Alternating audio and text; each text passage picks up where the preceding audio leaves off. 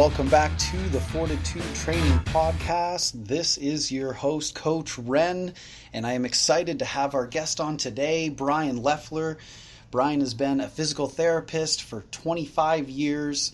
He is the owner of On Track Physical Therapy and Functional Training, and he's owned that for 20 years, has since relocated to Essex recently. He was a high school athlete playing sports like hockey and football.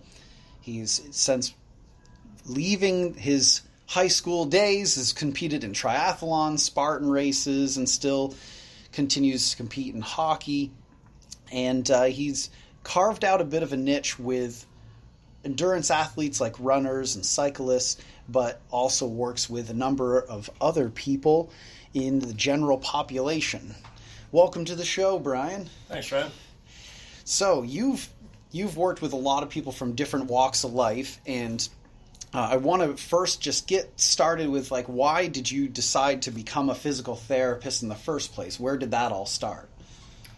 So it kind of came from two places, I guess. One, my grandfather was a doctor. He was an osteopath and an MD. And as a kid growing up, I just always thought it was cool how, Grandpa, everyone kind of looked up to him or to him to help them, and he was just kind of really a part of his community, knew a lot of people, and I think I could always recognize that people appreciated things that he had done for them. My grandfather used to always take a lot of pride in the fact that he had delivered several generations of one family into the world and things like that, and that always just kind of stuck with me. I thought it was really cool.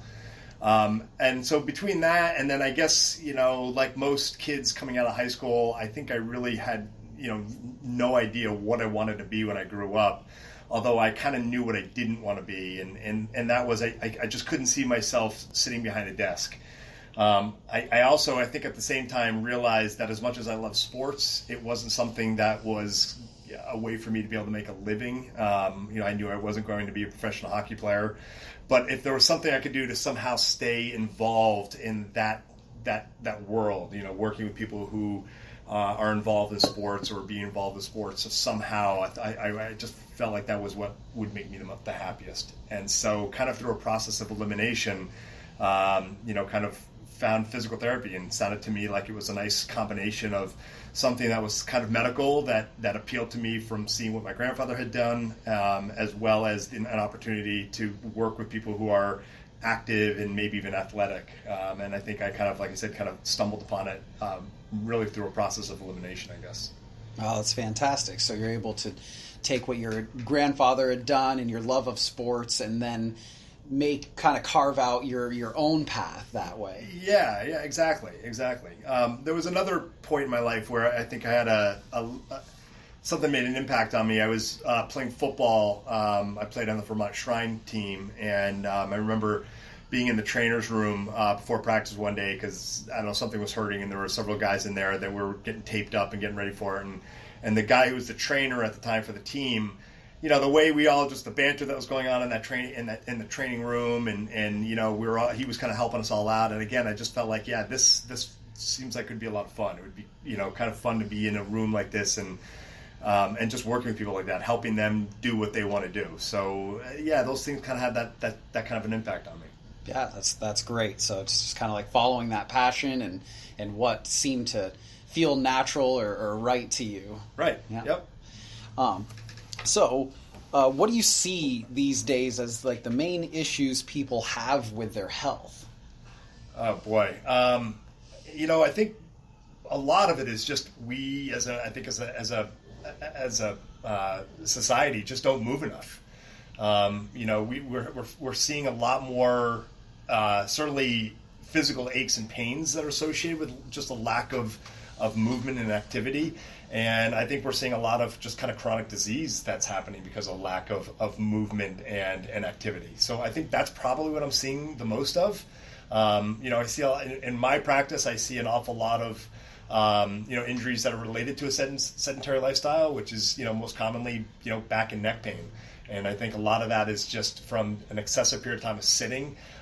We spend a lot less time outside. We spend a lot less time doing physical, labor and activity, and all the time we spend sitting just manifests in all kinds of aches and pains and chronic diseases. So I think that's probably the biggest thing that I'm seeing. Mm-hmm. So a lot of postural issues from sitting too much, perhaps, and just not being active at all. Yeah, postural issues, and also just kind of general deconditioning. It certainly as we age, our bodies tend to weaken as it is anyway, and from a lack of activity and movement, the littlest thing can cause an injury. So if you're not used to moving, you're not used to being active, you spend a lot of your time sitting throughout the day. As you get older, if you go outside and try to rake the yard or shovel the driveway, that can end up causing more than just your typical kind of aches and soreness from using muscles you haven't used in a long time. It can actually cause an all-out injury. So, I think it's not just the postural thing, but it's just that kind of general deconditioning that, we're not as resilient when we don't move as much. And so the injuries happen a lot more easily. I like that word resilience, because that's what we've talked about so far on the podcast, is building physical and mental fortitude and being capable of doing more, Yep. Whether you're older or younger, whatever the case may be. Yep. So that resiliency. So we're losing the physical resiliency from the inactivity, and that can lead to pain or injury. Absolutely. Mm-hmm. Yep. And so what do you recommend people do to go about fixing these problems? If you have this, typical problems, say, you probably see, some themes, if you will, or you see some of the same thing over and over. What sort of strategies do you go about? Well, generally speaking, I think the best way of prevention is really just to try to stay active, keep your body, fit and strong. And I think one of probably the most overlooked things, especially as we age, is mobility. It's something that I kind of have come to realize more as I've gotten older. But I think mobility is an often overlooked aspect of our physical health. So many of us tend to get caught up in the aesthetics that exercise can achieve. I think the fitness industry has been guilty of really kind of promoting exercise and fitness with the sole purpose of either losing weight or looking fabulous. And, I think what we have to recognize is that our bodies certainly can look terrific with exercise, but more importantly, we need to make sure our bodies are still functioning properly. And I think, again, a largely overlooked aspect of that is our ability to, move well and have the mobility that we should have. I think a lot of people tend to kind of get into exercise and they'll focus too much on trying to build strength, lift weights, get their heart rate up, and they're forgetting that we need to be able to not just move through our normal range of motion that all of our joints are supposed to have, but also we need to move well at the same time. And so, again, a big mistake I see people making when they're trying to kind of get into a healthy lifestyle is that sort of focus on diving right into the strength and the sweating and just going hard all the time, because I think that that's what's necessary when it comes to exercise. And what I'm finding is a lot of times when I get started with someone who's coming to me with an injury, a lot of the cases I see typically end up starting with focusing on restoring their mobility. And once the mobility is restored, then we can move forward in helping them to build the strength that their body needs in order to be more resilient and to be healthier. So I think that's probably the most overlooked aspect that I see. But I think in general, the best way to avoid some of these preventable injuries, aches, pains, or maybe even disease is just simply through the act of staying active and trying to keep your body healthy and strong. Mm-hmm. Yeah, I have a number of clients that prefer to work out hard. They want they think that to get a good workout, you have to sweat, you have to get your heart rate up, you have to throw up, or whatever the case may be. But from what I've learned from working alongside you in the last year and change has been that it doesn't have to necessarily be that way. And I guess, I've kind of learned that along the way before. It's it's not just about smashing yourself into the ground as hard as you can necessarily, but also put a big focus on moving well, put a premium on that, especially at the beginning when it's most vital to create those good habits. Yeah, I mean, I think, again, it's certainly from the standpoint of performance. I mean, you do have to work hard. You do have to push hard, but there's going to be a potential limit to that, where if you're not moving well and moving properly, pushing hard can eventually lead to a breakdown if the body's not functioning the way it's supposed to. So it becomes its own self-limiting kind of process. And I think what we're starting to learn, I think, through certain research and experience is that if someone moves well, their risk for an injury becomes significantly less. And so they're more likely to be able to work out more consistently and for a longer term without injuries getting in the way and causing setbacks. So I think it's important to definitely put a premium on moving properly and moving well before you're able to really push hard. I think, again, it's something that's been hard to kind of, get people to understand is, it's okay to work hard, but if you're working hard and not moving well or doing exercises incorrectly, it will typically lead to an injury, which is going to bring everything to a screeching halt and eventually end up also limiting your potential for those improvements or those gains that you're looking for. So it's certainly not to say it's bad to push hard, but I think we have to be careful in the method of how we do it. Mm-hmm. Yeah, because a lot of the fitness industry is, I don't know, maybe you could shed some light on this, but at least in perhaps the last 20 years or so, the boom of fitness, there's been a lot of push. The culture has been to work harder, and push yourself past your limits and all that.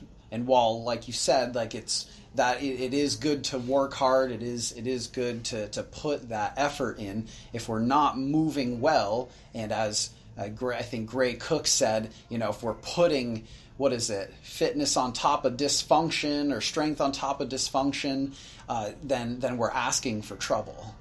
Yeah, and I think that just kind of, when you think about that for a second, it makes a lot of logical sense. When you're, we look at an athlete, I'm thinking of sports that tend to require a lot of very specific skill and coordination. Golf comes to mind. I mean, people will spend their entire lives trying to perfect their golf swing. And I think, again, when it comes to a golf swing, you can imagine if you're trying to learn to be a better golfer, it's not really something you can learn in the gym. You're not going to go to the gym and do a lot of shoulder exercises and core exercises and then expect that you're going to straighten out your drive. It really does take going out with a golf club and practicing that swing. At the same time, if you've got a dysfunction in your swing that causes you to slice the ball or something like that, you can't fix that by continuing to practice incorrectly. You really have to kind of fix the technique and the form of how you're swinging that club. But if you can perfect that form through practice, then again your potential becomes a lot greater. And I think when you look at kind of your amateur or recreational golf player and a PGA Pro player, the PGA Pro player tends to have a much more pristine swing. They swing the club properly, they use the correct muscles with the right timing, and they're able to go through the ball and keep it straight. Someone who's not very good at it, that's their limiting factor. It's their form, not their strength. What's also been fascinating is to see this guy Tom Brady make this career in the NFL, which is notorious for having very short careers. I think the average career for the NHL right now is something like 2.4 years or something like that. And here's a guy who's still competing at the age of 43? 44, yeah. 44. Yeah. And not only is he playing as well as anyone in the game, but he's been at it for a very long time. And when you look at the methods that Tom Brady uses in his training, and he's an advocate for it. He doesn't do a lot of heavy strength training. Most of his work focuses on form and technique. He's very keyed into his mechanics. He's constantly looking to correct his mechanics and make sure that his mechanics don't deteriorate before he even worries about his strength and his fitness. Now, clearly, he's obviously working out and he's keeping his body fit and strong, but I think it's a large portion of his focus is on his mechanics and being able to move through his steps properly, his throwing motion properly, and he puts a lot of emphasis on that. And I think that speaks to his longevity, that he's been so focused on things like his recovery and making sure that his body is working the way it's supposed to and not necessarily just being strong. As a matter of fact, I'm pretty sure he's a pretty strong advocate for sort of some of the maybe the pitfalls of the approach that a lot of football players take, which is heavy lifting